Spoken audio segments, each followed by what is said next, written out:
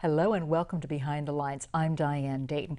Today we're going to find balance in the Circus of Life. Actually, it's the title of the book by Carol Kuhl, and she didn't start out being an author. In fact, she really wasn't sure she wanted to write a book. We're going to find out the story.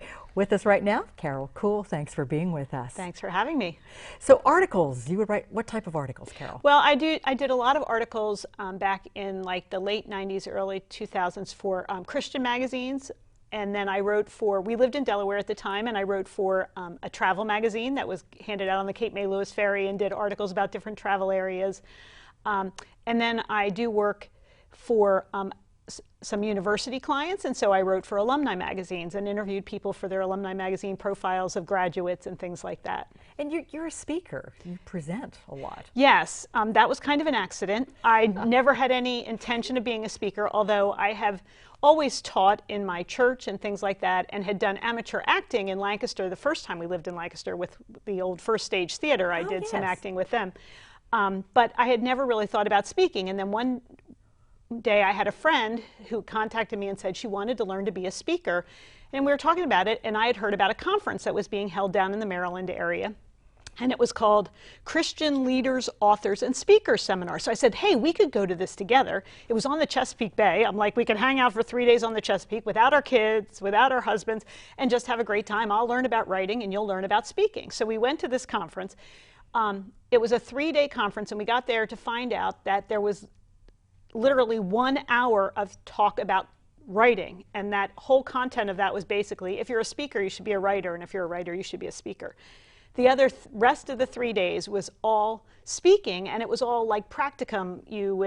They would do things like they would throw advertisements down on the floor, and you had to pick it up and within 5 minutes give a 2-minute presentation on a point, like that had nothing really to do with the advertisement, but using that as your illustration. And there were others where we had to prepare overnight, and there was all this kind of thing. So I had to flow with it because it's what was going on. And I ended up receiving really great feedback on my speaking through that, and found I really just loved it. So the friend I went with invited me to come speak for her church, and that was kind of the start of things. And the funny part is, I don't think she ever did any speaking. Okay. But I think it was just something that was meant to happen to get me to the place of doing what I am doing. So how did this book come about? Well, the book was another kind of accident, or maybe you might say people wore me down. This was one of my most popular topics. It began, I taught for a pastor's wives retreat, and I am a pastor's wife myself, and as I thought about being a pastor's wife, life is busy. There's a lot of things going on, and so this kind of idea of life as a circus, I mean, we had the old cartoon, The Family Circus and things, you know, came up, and so I started thinking about circus, and I was like, is there something I could do with this? So I taught this program for them, or this topic for them, and it became my most popular speaking topic. People would invite me all the time to do this. And 2 years after that first time I did this, a young woman invited me to speak for her church, and she introduced me. She was a pastor's wife, and she introduced me and said, I invited Carol to come speak because she saved my life. And afterwards I'm like, excuse me? And she said, well, when you taught this at that pastor's wives retreat, I was just feeling overwhelmed with life, and I just felt like I was drowning, and you saved my life by helping me make some decisions as to how I could live my life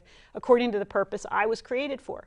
And so she and other people, as I would talk it and speak it, people would come back to me a year later and say, I wish you had written that as a book because I still remember the principles, but I'd love to review them again and things like that. And so they basically wore me down till finally I decided to write it. Okay. Well, I love this, finding balance in the Circus of Life. Well, when you started putting this all together, I mean, what you tied in with this and the lessons are so valuable for all of us. Thanks. In many different ways, aren't they? Yeah, I think it's valuable no matter what your age is, because I think, you know, our circumstances change, but it's still all a circus. There's still so many choices every day in our lives of what we can do, what we can take on. And particularly, I don't know, if people are like me, I'm really curious and I like a lot of things, so there are lots of things I could choose to do. And so you have to eventually come to the place of making some decisions about how do I choose what to do?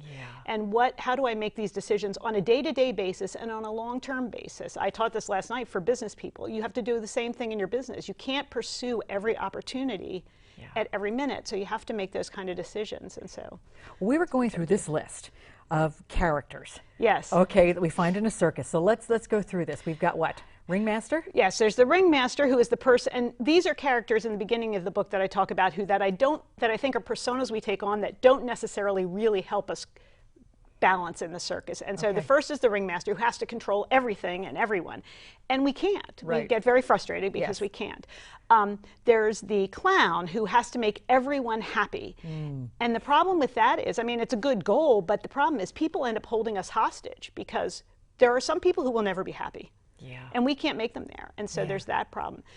There's the juggler, which is obviously, we're used to that analogy of I'm juggling one more thing and they keep falling. We keep adding things to our hands and those kind of things. There's a lion tamer, who's really after adventure and just is always looking for a new fun thing to do and is heading out for that, but isn't ever really focused on the things that matter. Yeah.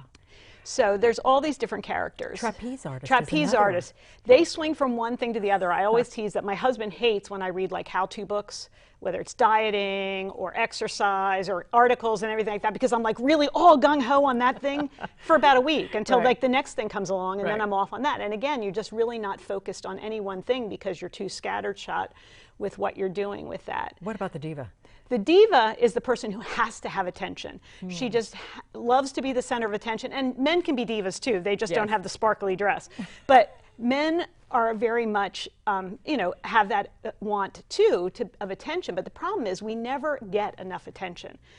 If that's our goal, is just attention. I read a book once that this character had 16 rules for living, and one of her rules was, nobody's thinking about you. They're thinking about themselves, just like you.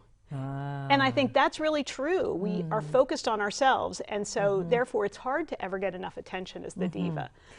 You talk about roles like the spectator. Yes. I think sometimes people, and often because of burnout or something else, they just drop out of the circus of life. They just sit back. And you find it a lot in organizations, in churches, quite frankly, and in other places where they drop out and they become the critic. They're the armchair quarterback, sitting back, telling everyone else what they should be doing, what they're doing wrong, because they know how to do it right, because they don't have to do it. And so I think that's one of those positions that we can end up doing because we're just so exhausted. And sometimes, and the book covers about that we need rest, but sometimes we just end up there and never dig ourselves out of that. Yeah. What about the Gofer? The Gofer, not the animal, the Gofer. It's the person who goes for everything. And in the circus, or in any job you've probably ever been in, you need those people who provide the things that you need to get your job done. But the problem, I think, is that oftentimes people do that and they never get around to doing what they're supposed to do. They're helping everybody else.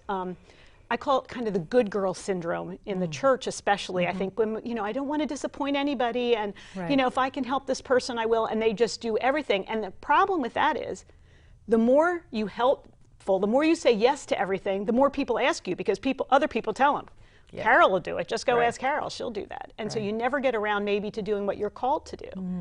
Wow! So that's a big thing. The last one. The Dung Sweeper. Yes. Or the pooper scooper, however you want to call it. I think that's the person who goes around always trying to clean up the messes that other people make. It's the person who everything has to look good on the outside for them, for their family. I can remember growing up and fighting all the way to church one Sunday, or not just one Sunday, lots of Sundays when we were teenagers especially.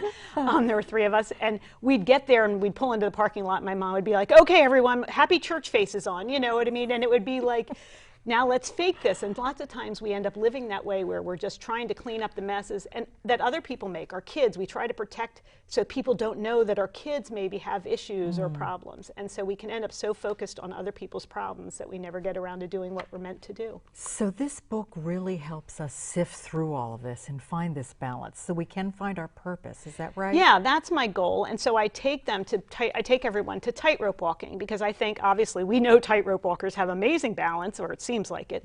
And so I read up a lot on tightrope walkers. I read about Philippe Petit, who was the man on wire, the guy who walked between the World Trade Center towers. And I read a book by Tino Wallenda, who's one of the famous flying Wallendas. He wrote a book called Walking the Straight and Narrow. That was lessons on faith. And so I read those, and out of that I gleaned principles that I felt, 8 principles in general, that I felt could help us to really live a balanced life. Okay. We're going to put your website up on the screen because they can find out more about where to get this book and where can we get this book? Well, it's available from me. It's available through Barnes & Noble, online, Amazon, Books A Million online, and it's available for Nook or for Kindle. Okay. So, yeah, that's great. And this is a beautiful cover. We're going to talk a little bit more about this as well. Yeah, it's a cute story. Yeah, we're also going to find out about the principles and some of the ones that, that are easier for you and maybe one that's a little bit more difficult. So we're going to get into more about the book. Stay with us. Welcome back to Behind the Lines. We're talking about this great book, Finding Balance in the Circus of Life, with the author, Carol Kuhl. We just talked about the different characters within the circus. Now we're talking about the principles with this. First of all, focus on what, a fixed point? A fixed point. Tightrope walkers, their main focus is that they pick a spot at the end of the wire that does not move, and that's where they stay focused. And we need to do the same thing, and we need to make sure it's the right focus. Because I write from a Christian perspective, I feel that focus is on God and our relationship with Jesus Christ, and we focus on that because all the other things in our life change. I mean, our jobs can change, our kids grow up, all of those things in life change, but that doesn't change. But even if you don't have that kind of faith, you need to decide what is the thing that is the permanent thing in my life that I can focus on and aim toward that, because otherwise you're going to step off the wire. Right. What's the next one about learning from a master? The next is learning from a master. Again, in this case, I talk about learning from Jesus, how he lived his life. But if your fixed point is being a professional in a certain industry, pick the master who you can absolutely learn from there, which leads you into the next one, which is rely on those who've gone before. None of us is successful by ourselves. It's people that have come into our lives who can help us, who can teach us things that they made mistakes on, and hopefully we can learn from without committing that mistake again, or who can provide the assistance that we just can't do because we can't do everything well. Be intentional? Be intentional is, to me, one of the absolute keys here. It's about knowing who you are. And so in the book, I use an acronym that comes from Rick Warren that uses the word SHAPE, that talks about discovering who you are, your spiritual gifts, your heart, which is what you're passionate about, your abilities, your personality, and your experiences, and seeing how all of those come together to help you develop a purpose statement, that you need to know what your purpose is. And as you discover that, the big blessing of a purpose statement is it gives you the wherewithal to say no. When people ask you to do things, or even a great opportunity comes up, but it doesn't align with your purpose, you have the right and the ability to say, I'm sorry, that doesn't align with my purpose. It sounds great, but it's not the thing I'm being called to do, and so I'm not going to take that on. And it helps us to not feel guilty in the process. That really is impactful. Yeah. Live in the moment is so important. Yeah, and some people think it's a contradiction to be intentional, but it's not, because we have to be present right here. When you're on a tightrope, you can't be thinking about what happened yesterday or where you're going for dinner afterwards. You have to be here and be present, and we need to be too. We can't be multitasking. Expect the wind. Expect the wind means that things are going to come into our lives. It's never going to be a perfect thing. We're never going to walk this perfectly, the way we are. When tightrope walkers walk outside, they have to plan on wind.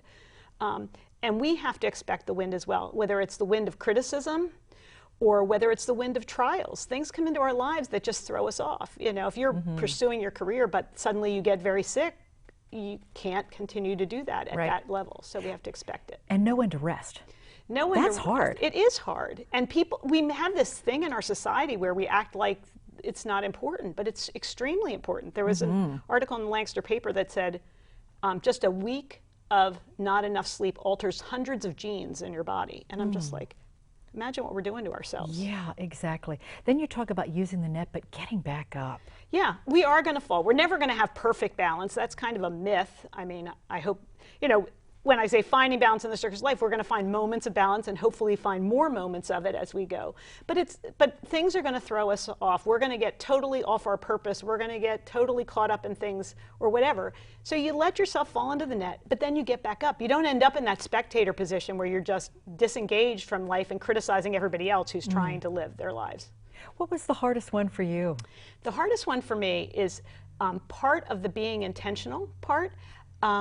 I've discovered if I take time each morning and pray and just sit quietly and listen to what I'm supposed to do that day, my days are much calmer and I get more accomplished And I also do things that really align with my purpose. Like I really feel one of my goals is to encourage other people. And sometimes I'll hear call so-and-so or send so-and-so a note, but I wouldn't catch that if I was busy running right from the get-go. And yet, mornings where I have to be up early, like today I had to be somewhere at 7:15, it doesn't always happen. And so it just throws it off kilter. And I haven't gotten good at saying, all right, as soon as you have a moment, take that time. Yeah. Or getting up early, because I don't like to do that. Oh, no. This is a fantastic cover. How did this come about? Well, I was doing the conference. I run a conference in Lancaster called Walk This Way Women's Conference every November. And the first year that we were doing it, I was doing this topic.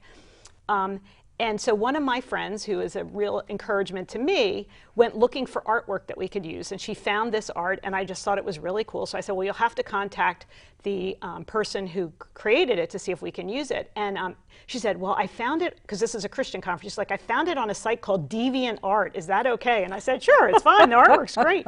And so this young woman, her name's Jamie, she's from New Zealand, actually, and she gave us permission to use it for the conference. And so when I decided to do the book, I contacted her to see if we could use it for the cover, and she was very gracious and allowed us to use it. Wow. So this is wonderful. Thank you. It really is. Now, you do a lot of different speaking. We were talking about that a little bit earlier. Yeah. Tell us more about that. Well, I speak for a lot for church groups, probably about 15 times a year, and then I also speak for businesses. I do I do this one for businesses. I do one on personalities that I call Winnie the Pooh and Personalities Too, that uses Winnie the Pooh characters to talk about the different personality types. And I can speak on marketing because I've done that kind of thing. When I speak for churches, I have a lot of different topics. This being one, I have one called Spring Cleaning for the Soul. I have another one called Vanquishing the Vampires, about fighting the fear that sucks the lifeblood out of you. Oh, wow. That might be the next book. I haven't decided yet. I'm trying to figure out what the cover and that's. Yeah, I'm going to ask Jamie if she'll make another one. I think she could probably do a really good vampire picture. Yeah. But yeah, so I have these different topics that I talk on that go along with that. And then I have some theme to different holidays, towards like one on heirlooms, antiques and heirlooms, that I can do for like either a Mother's Day or Christmas time and that kind of thing. Okay. We're going to put your website up on the screen. They can find out more about what you're doing, where, and how to get a hold of you if they would like you to speak. Is that right? Yes. Thank you. That's all. Yeah. I have all the speaking topics are listed on the website under speaking. So you self-published this? I did. How? Now, was this the first time you've done this? Yes. Right? So what was that process like? It was scary. Okay. I'd grown up in the age where they said, if you ever self-publish, nobody will ever look at your book again. But things have so changed yes, absolutely. in the industry. And so I had it out, a couple proposals out to publishing companies, and one was sort of interested, but they wanted me to make some changes to it that I just wasn't comfortable with. I felt it would change my voice, and I felt most of my readers were going to be people who heard me speak, because I sell it at my conferences and my events. And I thought, it's not going to sound like me, and I don't want to make those changes. And so that was kind of the point where I was like, you know what, you're pursuing this, but you really want it to be like this, so just do it yourself. And so I started looking into publishing companies and that kind of thing, and I looked at people who had their books, because I've seen some really lousy looking self-published books. So I looked at this one company that I was pretty interested in and found one of the authors was from Lancaster, and so I contacted her and I said, can I meet with you, and can we talk about if you liked this publishing company? And so I worked with her, and so I felt more comfortable. Well, that fits in with, relying on someone who's done something like this before. Yeah, I just wanted to, I didn't know, and I had to find people who did, because I've heard people who've been taken advantage of in that industry and that kind of thing, and I just didn't want to end up there, or with a product that I wasn't proud of. I've worked as a writer and a copywriter for businesses for, 20 years, and I just didn't want to have something that I would go, ooh, I don't even want to sell this, because it doesn't look good. Yeah. Well, I think, too, was really important what you said earlier. You wanted this to be authentic. Yes. And that was important, and then the way to do this came. Yes. Yeah. Yeah, because that is who I am, and I wanted it to sound like me and to communicate to my audience. So who is your audience, and who's this for? Well, I think it's for, although I've had men read it, in fact, a man from my church said, there's just too many female references because it's really good, and I really liked it.